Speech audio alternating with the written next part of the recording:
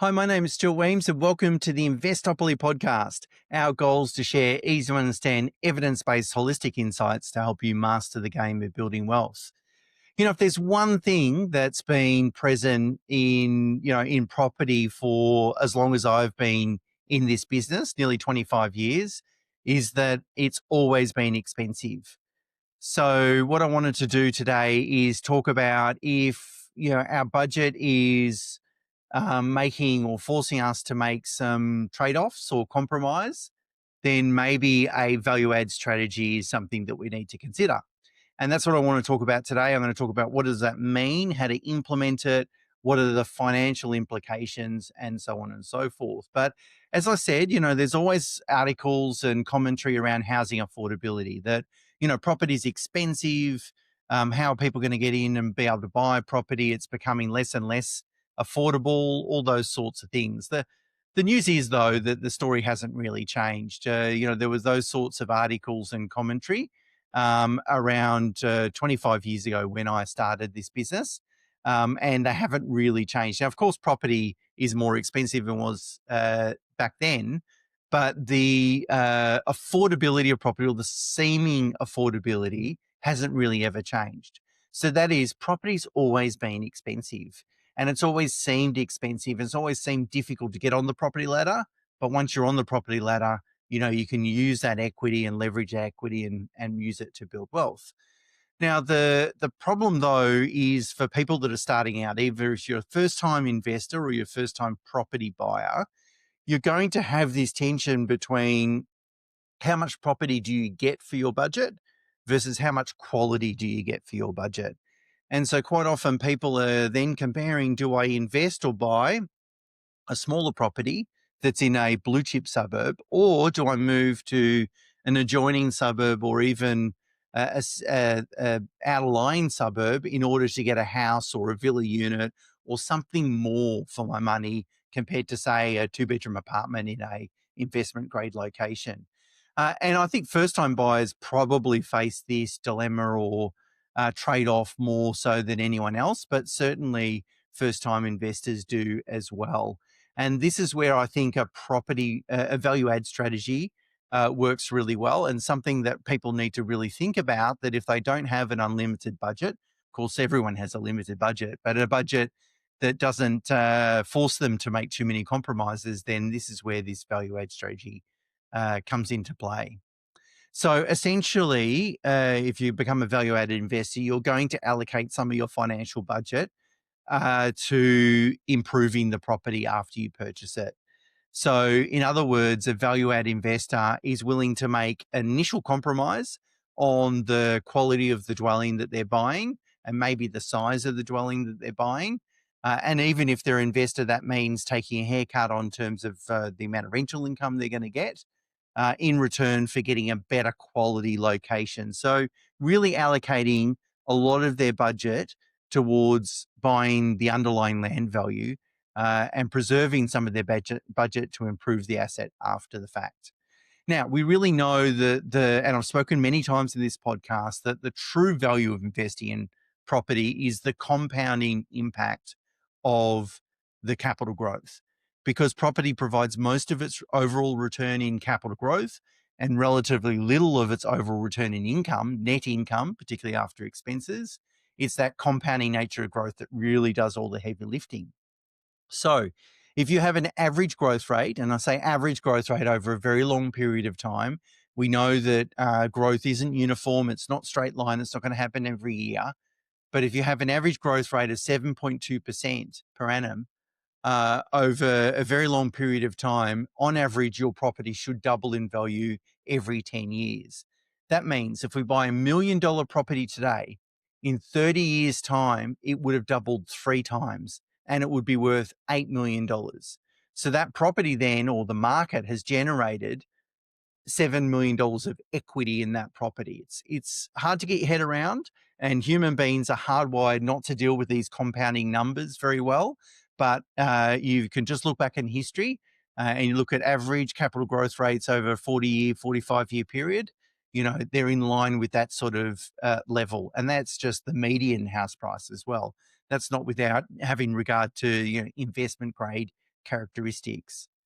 So the thing to know though, okay, you've accumulated $7 million over a 30-year period. It's a long time, right? You don't want to wait 30 years to be independently wealthy, or most people don't. I get that. That's not the point. The point is to understand the distribution of that growth. So in the last 10 years, 60% of that $7 million equity occurred, and only 15% occurred in the first decade. So it really does show the critical principle to grasp is this compounding capital growth. And the growth is largely driven by the underlying land value, not the dwelling.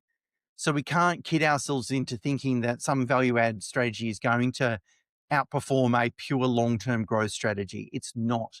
But hopefully the two can kind of complement each other, that you don't need to make fewer compromises if you're just focusing on the land value initially, and then you can try and add value to the property down the track.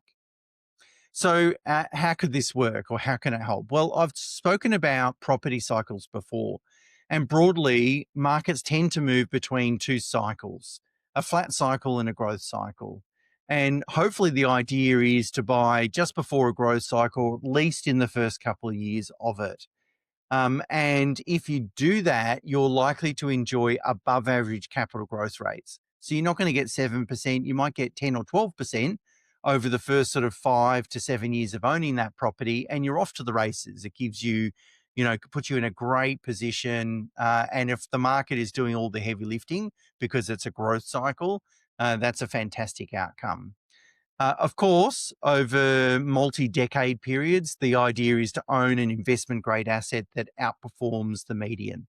So what you really want to do is maximize the average growth rate over a 30-year period. You're not trying to buy a property just to maximize the growth rate over the next 5 years, because that's a false sense of economy. It's just not going to do all that heavy lifting. The value of the advantage of a value add strategy is that it's going to help you create equity in the property regardless of what's happening in the market. And so, especially if your budget has forced you to invest in a location that's not considered pure blue chip, it's possible that in a growth cycle, that location won't enjoy the full kind of upswing of a positive market. So by employing a value add strategy, you're adding a second component of an element that's going to push the value of your property forward and increase the amount of capital equity that you have in that property. And that can give you more flexibility in the short term as well. So, for example, if you buy a property today with a value add strategy, you implement that value add strategy, that creates equity in the property. Potentially, if your financial situation or personal situation has changed a lot, say in 5 years' time, and you're faced with the decision, well, maybe I sell the property, take the equity out and put it somewhere else, or use my borrowing capacity in a better way. And I've often seen this happen, for example, where people make a financial decision that's in their best interest and they do as best as they can. But then in 5 years' time, their financial position is wildly different. Their income's increased, they've received inheritance, whatever, their borrowing capacity's dramatically changed. Whatever it is, they're in a much better position. And in that situation, if you've employed a value add strategy, you've hopefully created more growth than what the market has delivered. And therefore, if you need to sell the property after 5 years, which, we try to avoid doing that, of course, because of the nature of compounding capital growth, you get rewarded for holding onto a property for 30 or 40 years, not selling after 5. But sometimes circumstantially, it is the best thing to do. And in that case, you can sell the property in 5 years, and the chances of you walking away with money in your pocket after all the costs are very high. So the value add strategy, I think, opens up more financial options down the track. Whereas if you don't employ that strategy, and let's say the market is done okay over 5 years, but it hasn't shot the lights out, you might be more reluctant to divest of that property if you're not going to make any significant gain. So what does a value add strategy involve, and what sort of improvements are we going to make? Well, the idea is get the greatest financial return for your investment. That's the idea behind a value add strategy. So in practice, this typically means making improvements that are going to improve the property's value by more than the cost of the improvements itself. And so that's why cosmetic work tends to be the focus of this strategy. And notwithstanding you improving the overall value of the property, so I spend 20,000 on it and my property's worth 50,000 more, but also it's going to improve the rental income. So, before the improvements, I might be getting 500, and after the improvements, I might be able to get $530 a week, for instance. So not only is the value increasing, but hopefully it improves the cash flow. Now, the type of cosmetic improvements that, probably add the most amount of value are improving the kitchen and bathroom. Now, that doesn't need to be a full renovation, like rip it out and start again. It can be just a cosmetic improvement. You might replace the cupboards, for example, and replace the appliances in a kitchen. But it's really just bringing up to speed, and they tend to really add a lot of value, as well as updating flooring, where it's could be rip the carpets out, polish the floorboards, or it could be replace the carpet, particularly in bedrooms, those sorts of things. Window furnishing, putting new blinds or awnings on the outside. Painting can have a dramatic impact on the presentation of a property, and adding efficient heating and cooling as well. Particularly, if you're up north, you certainly want some cooling. Well, I'd argue you want cooling and heating in any property anywhere in Australia. In some cases, structural changes like adding a third bedroom, like if you've got a 2-bedroom home and you can add a third bedroom at the back, that can materially enhance the value as well. Now, you've got to be careful though. So I would try and avoid structural works because they tend to involve a higher budget and also greater risk and complexity. But sometimes they can be an attractive thing to do. So the common examples is sort of purchasing a property that is in sound rentable condition, but is in clearly need of upgrade. So that's what I'm talking about is maybe a property in its original condition. So it's still okay, it's still livable, but it really does need a little bit of love in terms of kitchen, bathroom, flooring, paintwork, window furnishings, and those sorts of things. In that scenario, or this scenario, an investor can go and rent that property. And of course, yes, the rental yield's going to be relatively low. So they will take a haircut on the income side of things, but at least they're put in a position where they can make improvements at some point down the track when their financial position allows them to do so. And at worst case, they can make the improvements just before they sell the asset in order to enhance its value. Now, there's some additional advantages of this strategy as well, in addition to obviously enhancing the value of the asset, creating equity, and also increasing its income. Firstly, you're going to probably have a lower risk of vacancy, and the duration of vacancy is going to be lower as well. So once you renovate a property and it's in really attractive condition, you're probably not going to have any problem finding tenants, particularly in today's market, where in many locations the vacancy rate's under 1%. But that can be a really good appeal. Not only are you going to get a higher rental income, but really vacancy can be less than a day and a really good asset. I've certainly experienced that from my property investments as well. And secondly, it's going to be a far more marketable property. So not only will you hopefully achieve a better sales price or it's worth more, but there's going to be fewer barriers to entry or barriers for buyers to deal with. Now, every property has imperfections, and it's not until you sell the property do you learn about all the imperfections, because potential buyers think about all the reasons that they don't like the property and they talk to the agent about it and so forth. And so the role of a great agent and an educated vendor is to try and minimize or mitigate as many of these objections as possible. Now, a lot of buyers just don't want a renovation project.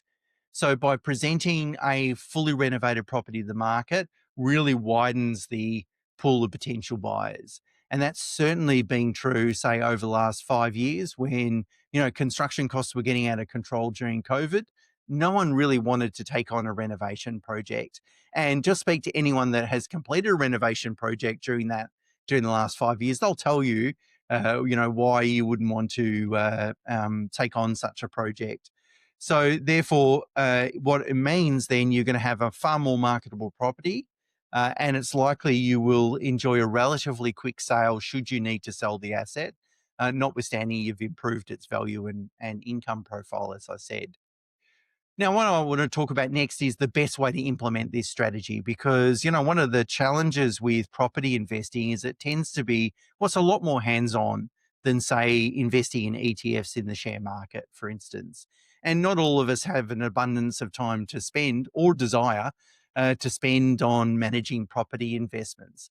So I think the best way to implement this strategy is to work with a trusted buyer's agent, someone that's been around for a long time and someone that's helped clients implement this kind of value add strategy in the past.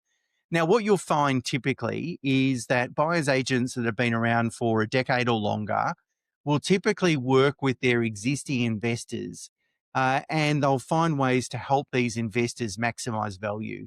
And so, for example, if they bought a property for someone 10 years ago, they might be talking to them about making some cosmetic improvements to that asset, because obviously we all know the property does need maintenance and you need to keep it up to sort of marketable level. And so if you own a property for a long time, eventually you've got to do some improvements to it. And so they would have built up a network of trusted professionals, tradies, and so forth that they can use that will cost effectively and efficiently complete that work. And efficiently is really important too, by the way, because of course, if you're completing some improvements in a property, it's going to be vacant during that period of time. There's an opportunity cost associated with that. So not only will working with a trusted buyer's agent, not only can they help you buy the, high quality underlying assets, that initial purchase, but the other benefit is that you get access to their network of trusted professionals. And I think this is really important. And it's important for people to understand because typically, if you've been in business for a long time, you will work with people that are like-minded to you. So if you like to look after your clients, if you like to deliver as much value as possible, if you're ethical, if you want to do things the right way, all those sorts, if that's your sort of mindset, you will find like-minded people just like you to help your clients. And it's very true. And I can say at Pro Solution, we work with some great lawyers and some great buyers agents, and people that are going to do a really good job. They're going to put their clients first, that are going to look to add value rather than sell a product. All those sorts of things, they're the key things. And typically, like, we wouldn't work with someone if they weren't like that, because we're like that. Of course, it adds value to the network. And so I think people need to understand that this can be a really good value added thing. Like, for example, our clients get access to our network of professionals, which means that, we've tried and tested these people. We know, we've seen their work before. We know what they know. We know that they're good at what they do. And that's one of the added advantages of working with a buyer's agent is you get those local people that are going to be able to help you complete these improvements to your property. And just as a side note, I think this sort of highlights why a lot of financial decisions are who questions, not what questions. Quite often we think we need to solve the complex problem ourselves. But sometimes a simple solution, like let's find the right person that can help me answer that, is a better approach. And that's why I call them who decisions, because it should be who do I ask? Who can I trust to give me the right answer? Who has traveled this road before? Who has done this before and made mistakes I can learn from? And that's why I think building a network around you of really trusted professionals, great buyer's agent, great mortgage broker, great financial advisor, great tax accountant. If you build that great team around you, they're going to deliver heaps of value. And I think this is just another example of that. So I just wanted to mention that as a bit of a sidebar. It's not a sales pitch, but it's really an observation that I've made over the last sort of 25 odd years or so forth. Okay, next, let's talk about how to fund these improvements. Let's talk about the tax consequences and the cash flow consequences. So, funding the improvements. Wherever possible, I think it's always best to follow the to borrow the full cost of any improvements, because it gives you the maximum flexibility, because what it does is it crystallizes the maximum tax deductible loan against the property, and you only get one chance to do that. It's when you first buy the property and when you first pay for the renovations. So be very careful. If you pay with cash, you can't go back and reborrow again. So pay with borrowings. And then if you have cash, you can always put it in a linked offset account so that you're not going to pay for any more interest. So there's no actual cost to it, but you increase the flexibility. And if you first purchasing the property, always try and borrow the maximum initially. If you're going to complete the renovations down the track, you can always have that property revalued. You increase the loan, you put those additional loan funds into redraw. And when it comes time to pay for the renovations, you just redraw the money out and pay the tradie or pay whoever you need to pay. And the benefit of that is that there's a clear audit trail between the redraw and the payment of the expense to make the improvement to the asset, which makes it really clear to the ATO that that additional loan amount is tax deductible because it was used for a tax deductible purpose. If you there's going to be times where some people needs to put cash into the property. So it could be because of your loan to value ratio that it's so tight that you can't borrow the full cost of the renovations. Look, that might be just something you have to live with. So, I can't say in every single circumstance you should be able to borrow the full cost, but where it's possible, where practical and where economical, absolutely you should fund all renovations through additional borrowings and use the offset account to hold any cash savings that you might have. So let's talk about the tax consequences. So repairs and maintenance are generally tax deductible in the year that you incur the expense. And repairs and maintenance is just returning something to the original condition or the condition it was when you first purchased the asset. In contrast, improvements are treated capital in nature and typically must be depreciated over their useful life. And so capital improvements can include things like replacing the entire structure or asset. So that could be rebuilding a fence or installing a new stove or air conditioner, something like that. It could include upgrading the item beyond its original condition, its condition when you first purchased the property. So renovating our kitchen or bathroom, doing alterations, those sorts of things. Or capital items can include undertaking initial repairs immediately after you purchase the property. Of course, if you're making improvements directly after you're making a repair directly after you purchase the property, of course, that's considered an improvement because the repair needed to happen. You're improving it beyond its original condition. The ATO has a schedule of useful lives. It tends to be sort of 5 to 15 years. That's how long, how you depreciate items over. And the link is in the blog on the website, as always. And the link to the blog is in the show notes or the comment section as well. Structural improvements, so that's really fixed items. So that's actually the dwelling, the structure itself, fall into what's called capital works, and they're depreciated on a flat line basis at 2.5% per annum. If you do make improvements to a property or renovate, extend, build, whatever it is, you do spend money on a property, it's almost always worthwhile obtaining a depreciation schedule. And so what that involves is that you give all the receipts, everything you've spent on the property to a business that sells these depreciation schedules, and they'll put everything into a table and calculate how much depreciation you can claim each year. And you can hand that over to your accountant, and accountant can include that in your tax return. So they cost about $500 or something of that order, but well worth getting. Of course, the cost of getting a depreciation report is tax deductible as well. Okay, let's talk about the cash flow impacts because the key thing here is to manufacture equity in the property. So that is that, as I said, if I spend 30 grand on a property, if it's worth 70 or $100,000 more, I'm off to the races. That's a really good outcome from an investment perspective. But the other benefit is that it improves the income profile of the property. You're going to get a higher gross rental income, and then you're going to get a depreciation benefit. And so the rental income combined with the depreciation benefit typically is more than the additional interest you'll need to pay on the higher level of borrowings, because obviously if you borrow to fund those renovations. So it's not uncommon for it to be better off from a cash flow perspective. So it's a great thing, really. It doesn't, your cash flow is improved and the value of your asset is improved.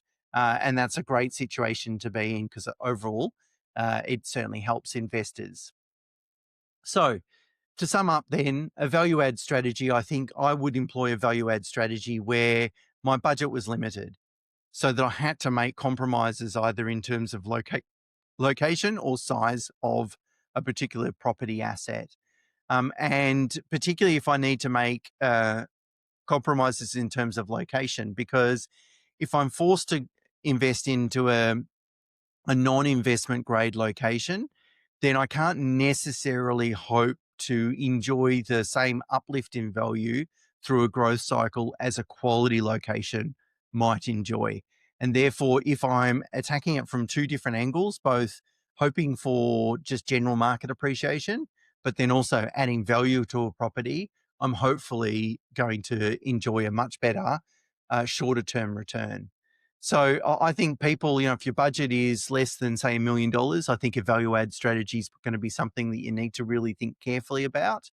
But if you've got a budget of $2 million, it's probably less important in that situation. But arguably, maybe everyone should be thinking about a value add strategy because it is a really good, as I said, there's not a lot of downside other than, finding the right people that can manage that project for you. But that's why I say finding a great buyer's agent can help you with that. And I've done it many times myself, and so have clients. And I'm not going to say it's not without any challenges. It's going to take some time, but it's not as difficult as you might initially think. Okay, so for those that are watching this on YouTube, I'm going to leave it there. But for those that are listening on the podcast, I'm going to get into some Q&A in a second. But just before I let you go, over the Christmas New Year period, I've got a series of 4 podcasts. They're wealth first principles. So quite often when we think about financial decisions, a lot of people overcomplicate it.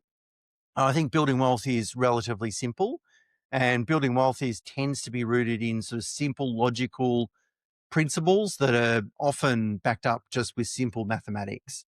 And so I want to go back to these first principles, partly because I think we always need reminding about these first principles.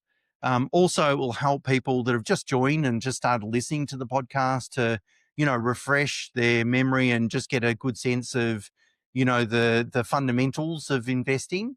And then if you're talking to anyone over the Christmas holiday period that you think would enjoy listening to this podcast, I think this series of 4 podcasts will be a great introduction for them.